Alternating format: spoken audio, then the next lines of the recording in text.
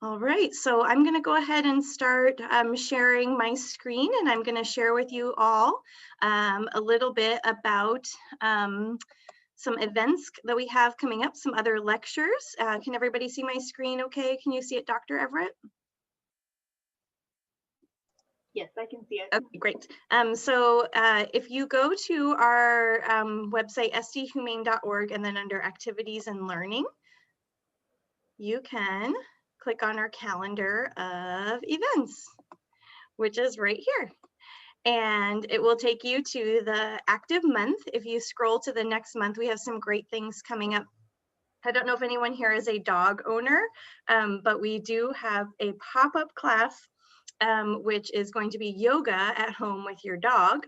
It's only a 30-minute class, and it's going to be on April 10th. It starts at 9 a.m. And the speaker recommends that you walk your dog for a few minutes beforehand, so they are interested in the learning aspect and participating with you. But it sounds like it'll be so much fun. So feel free to join that if you're interested. And then we have a really great lecture on the 15th. It's called Sit, Stay, Heal, the Unique Benefits of Animal Therapy. And we're going to be highlighting an animal organization that does therapy with horses.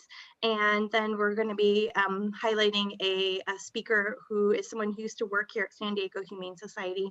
And she wrote a book and started an organization to talk about how animals helped her through some of her life obstacles and how her organization helps people.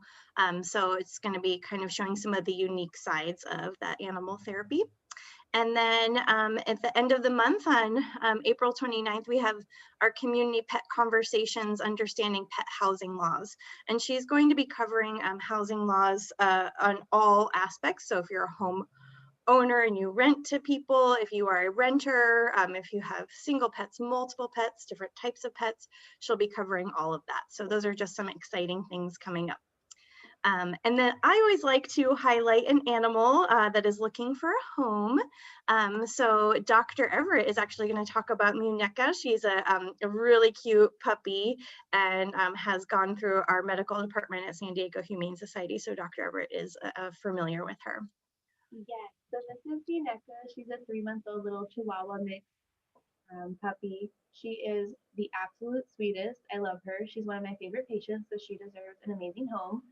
So unfortunately for her, she has a skin disease called ichthyosis, and what it means is her skin just doesn't form properly. So she's got like dry, scaly, flaky skin.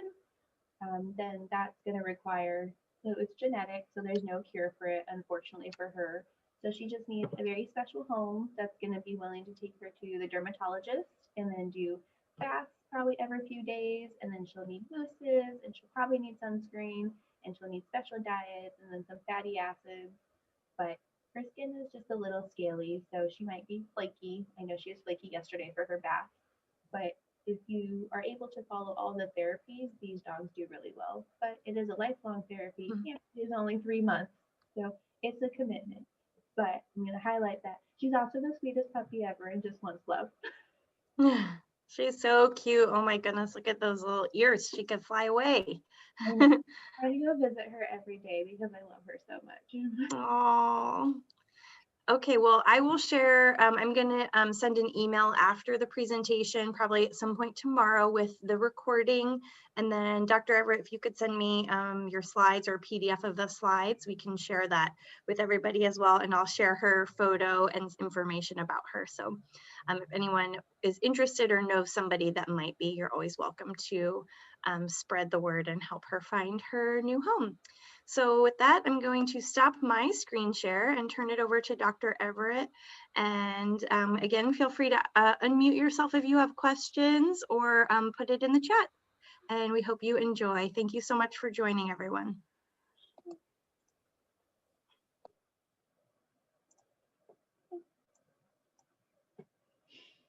Okay, so thank you everyone for coming tonight. I am Dr. Alicia Everett. I'm one of the interns here at the San Diego Humane Society. And if you're not familiar with veterinary medicine, we go through 4 years of undergrad, 4 years of vet school or medical school, and then we have the option to either go work or or to do an internship, which is still working, but you have guidance. So I elected for guidance and mentorship. So I'm here at the San Diego Humane Society enjoying my 1 year here. And San Diego is beautiful, so I've been having a great time. So tonight we're going to be covering common pet toxicities. And it's actually perfect because March is Poison Prevention Awareness Month. So it's perfect timing. And many substances that are hazardous to our companion animals, they're not really easy to spot. So understanding what is potentially harmful and exist in your home is the first step to keeping our pet safe, because prevention of any of the poisons or toxins that we talk about is always better than treatment. So we'll get started. So I've already used two words, poison and toxin. So a toxin is a hazardous substance that's produced specifically by a microorganism, an animal or an insect, in plants that can be harmful when they're inhaled, ingested, injected, or absorbed. Or a poison is a substance that's capable of causing illness or death when it's introduced or absorbed. So for the purposes of this discussion and for most of medicine, these two terms get used interchangeably. So we're going to be talking about toxins tonight, and tonight toxins are the same as poison. Lay it out right there. So I stole this chart from the Pet Poison Helpline, and it has their phone number on it as well, right there, which I also have at the end of the presentation. But this is going to be our 10 most common toxins. And then it was a really nice slide to find because it breaks it up between cats and dogs. So they share a lot of toxins, but dogs and cats metabolize things different. So some things that are harmful to cats are not harmful to dogs, and then some things that are harmful to dogs are not harmful to cats. So we won't get through all 20 of them tonight because that would be way too many in the time that we have. But I tried to hit the main ones, and you'll also have these slides once I send them out. And then I have more resources at the end of the presentation as well. So for our cats, our top 10 are going to be our canine spot-on prevention, our household cleaners, our antidepressants, Lilies, essential oils, mouse and rat poison, human NSAIDs, cold and allergy medication, glow sticks, and then ADD and ADHD medication. Where our dogs, their top one is pretty much chocolate, and then they like to eat mouse and rat poison, vitamins and minerals, human and pet pain relievers, heart medications, cold and allergy medications, antidepressants, xylitol, caffeine pills, and then grapes and raisins. So in honor of Easter being, I think it's in a couple weeks actually, I feel like I've lost track of all my holidays. We're going to start off with chocolate. So chocolate is a dog toxin, and it is, I don't know about you, but I will be having lots of chocolate in my house for Easter time because I am a fan of chocolate Easter bunnies. And my dog, let's see, three years ago, I brought chocolate home. It was like a big chocolate bar. I left it on my table, thinking nothing would happen to it. I left the house for like 2 hours, and I came back, and my cats had somehow managed to knock the chocolate bar off my table onto the floor so my dog could eat it. And as we now know, chocolate is a toxin. So the toxic component of chocolate is called methylxanthine, and that breaks down into theobromine and caffeine. So this is going to be what's toxic to our dog friends. So chocolate, once it's broken down and the toxic, it's going to affect our heart and our brain, or at least our dog's heart and brain.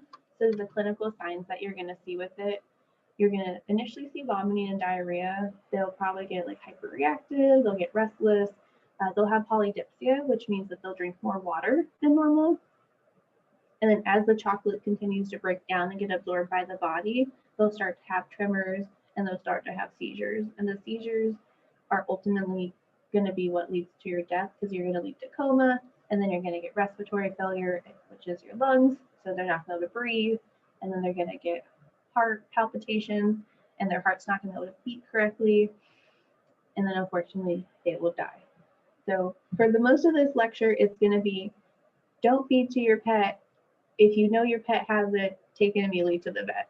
So my dog, who ate my chocolate bar that my cats knocked down because my cats were trying to kill her, she went straight to the vet and they were able to induce vomiting, which is usually going to be your first step for any toxicity. If you go to the vet and tell them they ate this, their first, most likely first recommendation will be like, well, let's get it out, and that will induce vomiting. And I stole this next slide from the AVMA, which is the American Veterinary Medical Association, and not all chocolate is created equal. So this is a chart that goes from high to low. So our cocoa bean mulch is going to be the most toxic. And if you're more toxic, that means you need less, the dog needs to ingest less of it for it to have the same effect. So our cocoa bean mulch is going to be the most toxic. And then our cocoa beans, cocoa powder, our unsweetened baking chocolate, which is what my dog decided to eat, some dark semi-sweet chocolate, milk chocolate, and the white chocolate is definitely going to be the least chocolate because it has the least amount of our toxic components to it. And I don't know if there's any questions on chocolate. I don't know if we wanted to do questions like for each one. Okay, I'm gonna go no questions. Well, if you have more questions, feel free to unmute yourself or add a question in the chat. I'm happy to answer questions during the presentation. So our next toxin is gonna be lilies. This is also in honor of Easter because lilies are a huge Easter flower. So unfortunately for our kitty cat friends, lilies are toxic and we don't know why they're toxic. We only know that every single part of the plant is toxic, even the pollen. So I know a lot of people want to have lilies in their house and they have cats and they're like, well, my cat can't get to the flowers, or I keep the flowers up high. The pollen's toxic, the water's toxic, the leaves are toxic. It's really just better to not have the lilies in your house and risk it. So our lilies, whatever the toxin is in the lilies, it affects our kidneys, and what it causes is kidney failure. So they'll have pretty unremarkable signs. They'll have vomiting, anorexia, lethargy. Anorexia means they don't want to eat. Lethargy is that they're really tired. And unfortunately for our kitty cat friends, unless you know that they ate lilies or they were exposed to lilies, it's a really hard diagnosis to come up with because you just have kidney disease. And unfortunately, it causes a really acute kidney injury, which can then lead to renal failure, and then renal failure can lead to death. So, like pretty much everything in this, it's easier to prevent it. So if you don't have your cats around lilies, you wouldn't have to worry about lilies being a toxicity for them. But if you do have your cats around lilies and your cats start vomiting or not eating or having lethargy, take them to the vet immediately. And when the vet starts asking history questions, be like, there are lilies in the house. They could have gotten into them, because then that guides the veterinarian treatment. And for lilies, it's going to be hospitalization and then IV fluids, a lot of IV fluids, and then supportive care. So our next toxin that we're coming up to is a dog toxin, and it's called xylitol. And the reason that this picture has so many things on it is because xylitol is in everything. So xylitol is a sugar substitute, and it is everywhere. It's in candy and gum and jello and more gum and jams and white strips and vitamins and lots of gum. And xylitol itself is not a toxin. However, it causes a really rapid release of insulin into the bloodstream, which leads to hypoglycemia. And hypoglycemia is low blood sugar. And if you know anyone that's diabetic, or if you yourself are diabetic, you know that hypoglycemia or low blood sugar is a very dangerous thing to have. So the animals are going to eat it. It's going to, well, actually, it's just dogs. Cats metabolize xylitol fine, and we don't know why. So it's going to affect all of your organs because it's going to drop your insulin levels and cause you to have low sugar. but it also causes liver necrosis specifically. So your clinical signs that you're going to be looking out for at home, most of the clinical signs are going to be the same. They're going to be really non-specific. It's vomiting, weakness. Ataxia is like incoordinated walking, kind of like when you're drunk. Depression, and then it can lead to seizures. If you get low enough blood sugar, you aren't able to your brain isn't able to regulate, and then if you do start having seizures. And just like every other toxin we're going to talk about for this lecture, it's better if you don't give it to them. However, if you know your animal's gotten into anything, and be sure to take them right to the vet. Peanut butter is a really popular thing to give our dogs, and they've recently started adding xylitol to peanut butters. So when I go to the store to buy peanut butter, I read through the ingredients list on the peanut butter and make sure it doesn't have xylitol in it. So we're going to do some math on this slide. So 0.1 grams per kilogram, because pretty much all vet medicine is on the metric scale, leads to hypoglycemia. So they need this much to lead to low blood sugar, and they need 0.5 grams per kilogram to lead to liver. Hepatic is liver, so liver death. So if we have one piece of chewing gum that ranges from about 0.3 to 1 grams of xylitol, and we have a 50-pound dog, so that's a pretty big, decent-sized dog. We're going to take their weight and convert it to kilograms. So 50 pounds in kilograms is 22.7 kilograms. We are then going to times it. We'll just say that we want them to have low blood sugar, so 0.1 grams per kilogram, which comes out to 2.27 grams. So they need 2.27 grams of xylitol to have low blood sugar. So that would be about 2.5 pieces of chewing gum. That's not a lot of gum, especially if you have a dog like mine who wants to eat everything, and I have to lock up the trash, and 100% convinced I'm starving her. If she were to get into my backpack or into my purse and I have a pack of gum in there, she'd probably eat the whole thing. And my dog is a lot smaller. My dog's not a 50-pound dog. She's only 12. So I imagine she probably needs like a half a piece of chewing gum to start having low blood sugar. So xylitol is a very dangerous ingredient for our dog friends, and just like all the other ones, if you can prevent your dog from eating it, it will always be cheaper and safer and better than having to treat it. But if your dog does start having signs like that, and you do know that you have sugar or xylitol ingredients in the house, or if you have, I know when I was in school, we had a xylitol dog come in, and it was just that the kids in the house and fed them some of their snacks. If you have any suspicion that xylitol might be an ingredient, definitely tell the veterinarian, because that will help guide their treatment. So next up is our flea and tick medication. So this is specifically for our kitty cats. A lot of times owners will buy dog flea medication and put it on their cats because they think it's safe. And unfortunately for our kitty cat, it is not safe, and it is going to cause toxicity.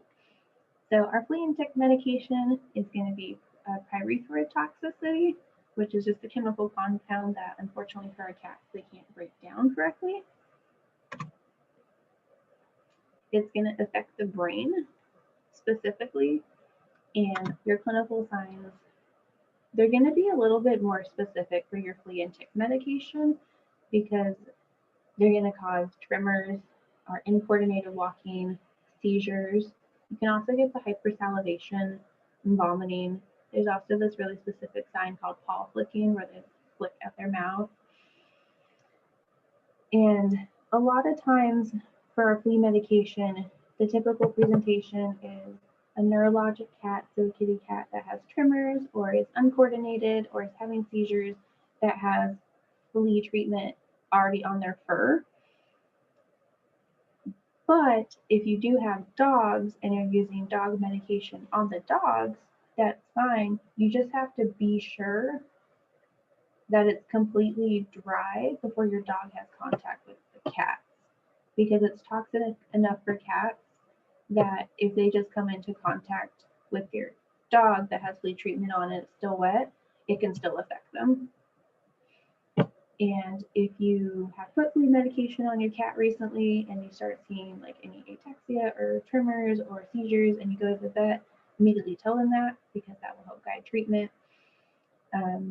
One of the first things, like if you're happen to be at a friend's house and you see them put flea medication on their cat that's specifically labeled for dogs, one of the first things to do is get it off. So if the cats get a bath, get it off as fast as possible. Ideally, it doesn't go on, so it doesn't have to come off. Because for all of our toxins, no matter what toxin we're talking about, if you can prevent it, prevention is always better than treatment. Human pain relievers are a big one for both dogs and cats, because we as people assume that the medication is safe for us, so it should be safe for our pets. And I really wish this was true, because this would open up a lot of windows to medicating our animals, but it's not true, because animals have a different way of metabolizing medication, and most human medications are really toxic to animals. So our two that we're going to talk about tonight are going to be ibuprofen and Tylenol. So we'll start with ibuprofen. So ibuprofen itself is a medication that inhibits prostaglandin synthesis, and prostaglandins are responsible for a lot of things in our body. And so it affects our kidneys, our GI, and our liver. And the clinical signs that you'll look out for these animals, they're going to be really unspecific. So we've seen vomiting a lot already in our like 10 slides. We've seen a lot of diarrhea. We've seen a lot of lethargy, which is being a little bit more sleepy than usual. Anuria is a different one. It means a lack of urination. So because this affects our kidneys, and it's going to affect our kidneys first, it can cause your kidneys to shut down. And if your kidneys don't work, then you can't produce any urine. So for, like I said, for all of our other toxins, and specifically for our human medication, it's better to not give it and be sure that they don't get it. So my dog, I know who I've talked to about a lot. You wouldn't even know I had a cat. My dog, she will absolutely 100% anything and everything. So everything has to get locked up and away from her. So all of my medications are in the medicine cabinet, very high. I have 100% drop medication and had to fight her back for the pills. So I totally understand if you have dogs that want to eat everything in sight.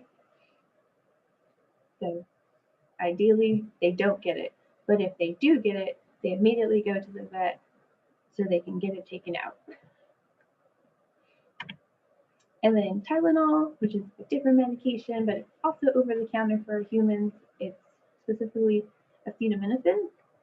So acetaminophen gets metabolized into this very long word that I'm not going to try to pronounce, but it has an abbreviation, which is NAPQ. And it becomes liver toxic. So it's going to affect our liver and start causing our liver to die. And our liver is going to be what filters all of our blood and make sure that we don't have toxins in our body. And if it's dying, it can't do that. So just like a lot of our other very non-specific signs, we're going to get depression, weakness, tachypnea, which means they're breathing faster. Cyanosis means their gums are blue. Icterus means that their gums are yellow because their liver can't filter anything. So you'll start to see their gums and their skin turn yellow. They'll have vomiting. They'll get hypothermia because they can't regulate their temperature because their liver is not working correctly. And then ultimately, if you have liver failure, you will die from it. So just like our ibuprofen and just like all the other toxins that we've talked about already, if they don't get it, it's better, because prevention will always be better than treatment, which I know you will all be tired of hearing by the end of these slides. So, but if they do get it and you do know that they've ingested it, they go straight to the vet. That way they can get it removed. So grapes and raisins are a really interesting one because they're specifically dog toxic. I don't know if it's because cats like don't eat grapes or don't like them, but for whatever reason, our dogs can't have grapes and raisins, and we have no idea why. We don't know what the toxin is, and it's still a mystery for us. And it affects the kidneys, and this will sound familiar from our lilies, which also affected the kidneys, so we'll have the same clinical signs. So they'll get vomiting, they'll have diarrhea, they'll have anorexia, which means they don't want to eat. They'll have abdominal pain because your kidneys are in your abdomen and now they're painful because they're dying. They'll get lethargic, which means they're sleepy. Ataxia is our incoordination because their kidneys can't filter, and then they'll start having weakness. And just like every other toxin, in an ideal world, they don't eat grapes or raisins, so then they can't have toxicity from them. I was at my out rotation recently at the ER clinic, and we had a dog that came in with a history of getting into grapes. So we placed an IV catheter into their leg, and then we went ahead and gave them medication that helped make them feel nauseous, and then eventually vomited. And I think our dog vomited about 3 times, and it ate basically probably an entire bag of grapes. It was a lot of grapes, but the owner recognized it, knew it was a toxin, brought it straight to the ER vet so we can induce vomiting, and he made a really great recovery from it. So it's a really good story when you're aware of what's toxic, and then if your dog gets into something toxic, or cat, dogs are usually more obvious about their escapades and eating things.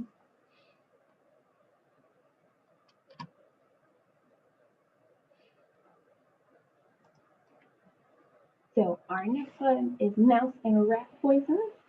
So rodenticide is the overall category, and it breaks down into 3 different types of rodenticide, which is anticoagulants, bromethylin, and then calcium which I probably completely said wrong, but I swear it exists. And depending on which one you ingest depends on your clinical signs. So I specifically went ahead and did our anticoagulant rodenticides for this one. I feel like they're a little bit more common, but that's not to say the other 2 don't exist. They're definitely there. So what our anticoagulant ones do is they inhibit our vitamin K pathway, and vitamin K is necessary to allow your blood to clot, or at least for our dogs and cats. So if I don't know people physiology, did not study that. So if you don't have vitamin K, you don't have clotting factors, and if you don't have clotting factors, you get any tears or any rips in your skin, you're just going to keep bleeding. So our organ affected is our blood because we can't clot. And then our clinical signs are usually going to be related to bleeding. Epistaxis is going to be bleeding from our nose, so it's a nosebleed. Sometimes they'll get coughing because they can't clot, so they'll have bleeding into their lungs. Dyspnea means they're having trouble breathing. They'll get weak because their blood is leaving their vessels and now not where it's supposed to be. They'll have pallor, which means they'll start to look pale in the gums, exercise intolerance, and then if they have it long enough and they're able to digest it, they'll get abnormally colored, like blue-green bowel movements, because that's the color of the rodenticide itself when they ate it. So ideally, if they get to the vet in time, they can induce vomiting, but this one's a little bit harder to treat. It takes a lot longer. You have to replace your vitamin K. This one's going to be a lot more touch and go than some of our other ones were. And granted, our kidney ones are also going to be bad because kidneys are important. All the organs are important. I'm just making things up now. But you definitely want to make sure if you're going to keep mouse or rat poison in the house, you want it as far away or inaccessible to your dogs as possible. Because they will find it, they will eat it, and they will need to go to the vet. So this one wasn't on our list, but California is a state that marijuana is legal in. So I did want to bring it up. I feel like I've been talking really fast. I don't feel like we've been here very long, but this timer says 25 minutes. So this is actually the last one that I had on my list. Marijuana is legal in California. It's a very popular recreational drug, and it's also toxic to our animal friends. So the toxic component of marijuana is THC. It's going to affect our brain, which makes sense because that's what it affects in people. We just use it for different reasons in people. So our clinical signs are going to be lack of coordination, some confusion, some sleepy or mopiness.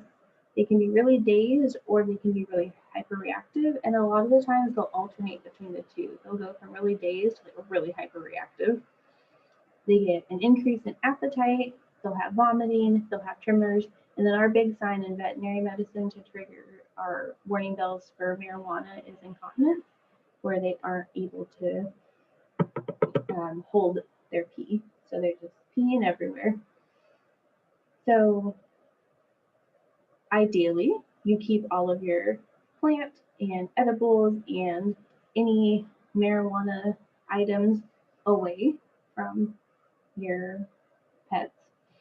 But if they do get into it, they go to the vet to get looked at. And I promise if you take your pet to the vet and you say they got into my marijuana, we don't care. We will not report you to anyone, especially now in California because it's legal. And we will say, okay, perfect. Here's a treatment plan. If you take your pet to the vet and you swear up and down that it's not marijuana, unfortunately, with these clinical signs, it's either marijuana or it's a brain tumor. And I promise you, marijuana toxicity is a lot easier and cheaper and a better prognosis to treat than a brain tumor. So, like everything else, ideally, your animal never gets it. But if it does get it, it goes to the vet and it gets treatment for it and it recovers fine. And then I did have one more slide that I added in.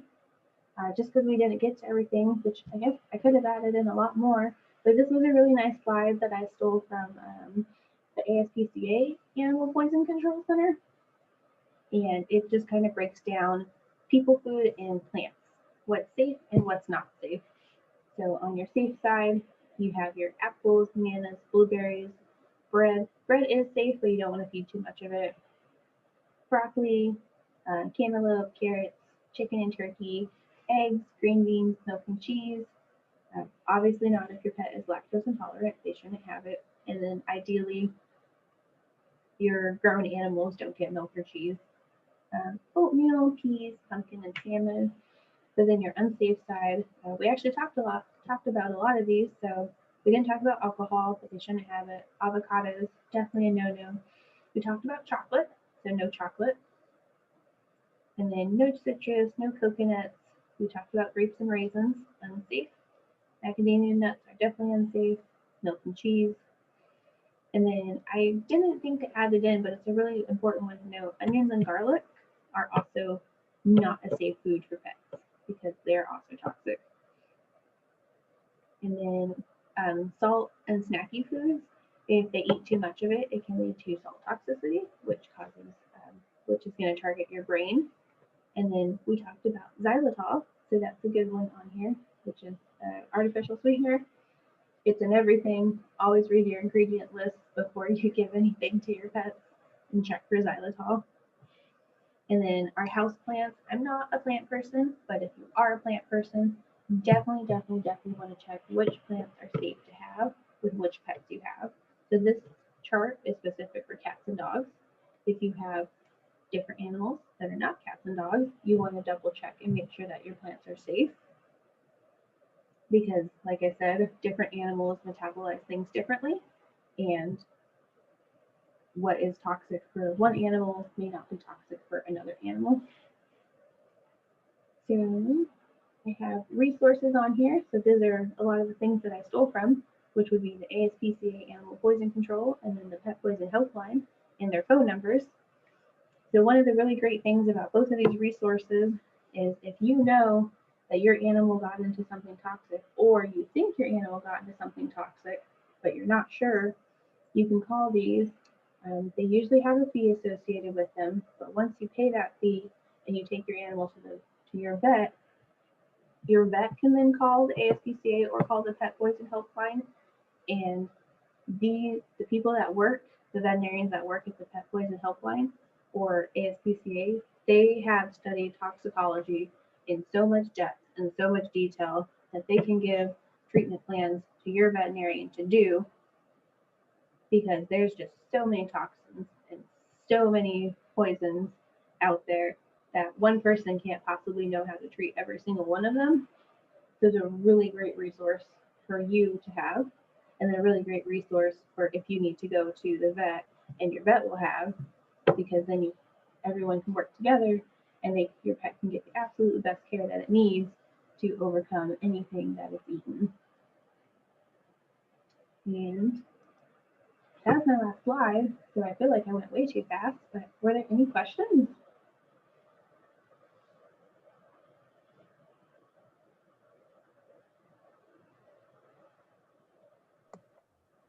Dr. Everett, someone is asking if you could just cover peanut butter again for dogs. We had someone join a little late. Oh, absolutely. So peanut butter itself is going to be safe for dogs for the most part.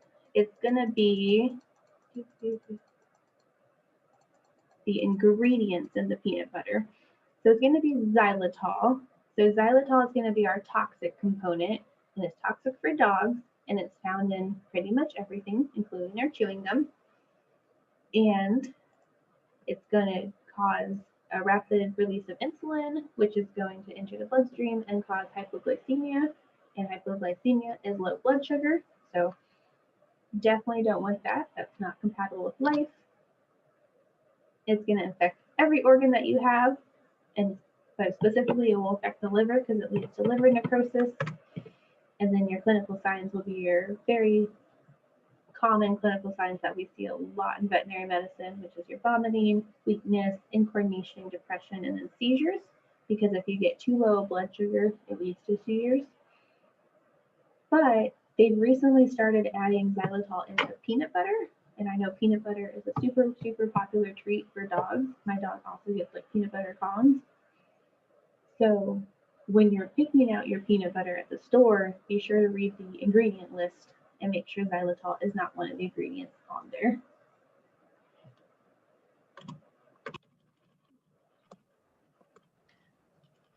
And then what about aspirin? You covered ibuprofen.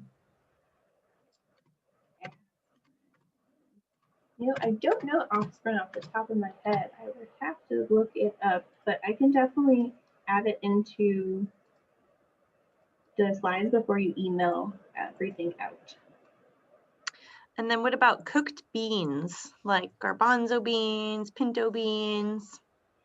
I didn't see those anywhere in my toxin list when I was looking for stuff, but I can definitely, let me grab a sticky note so I know things to look up, because I can add it in before we send the slides out. So we want to know aspirin. I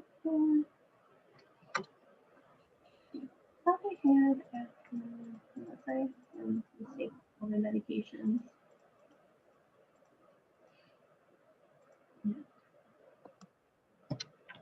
So aspirin and then cooked beans. Cooked beans.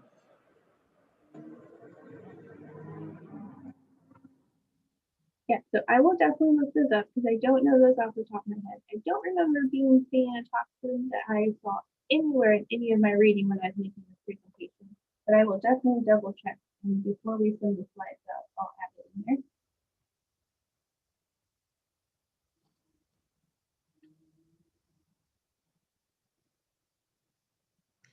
Any other questions? You're welcome to unmute yourself if you'd like to. We can also, Dr. Everett, if you want to stop your screen share, if people want to share their pets at home, you're welcome to do that. That's always kind of fun. to see who we have at home.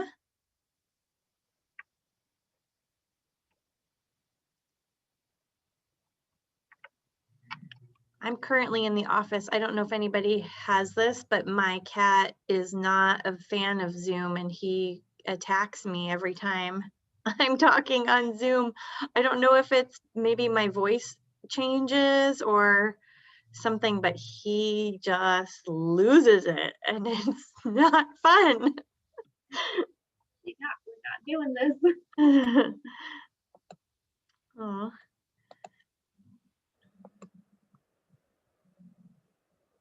All right, well, if no one has any other questions, again, Dr. Everett will look up the answers to those that she hadn't researched yet that she will look into for you.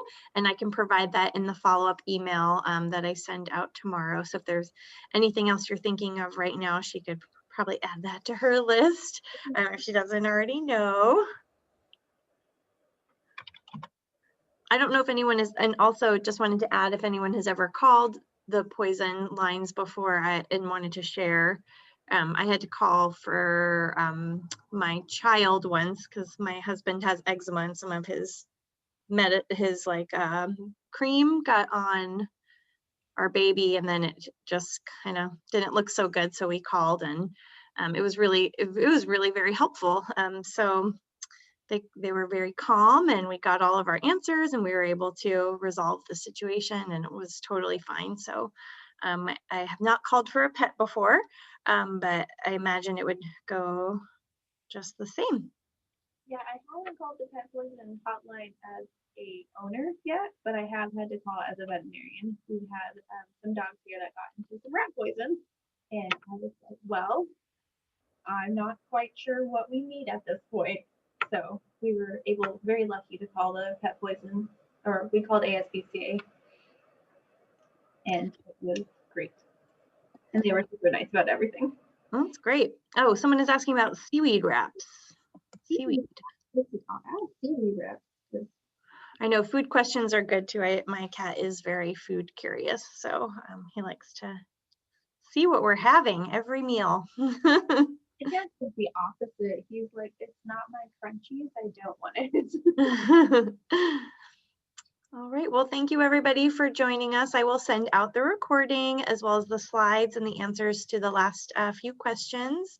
And we hope you all have a great evening. I'll also include information about upcoming programming as well as that very cute puppy if anyone wants to help us spread the word about her.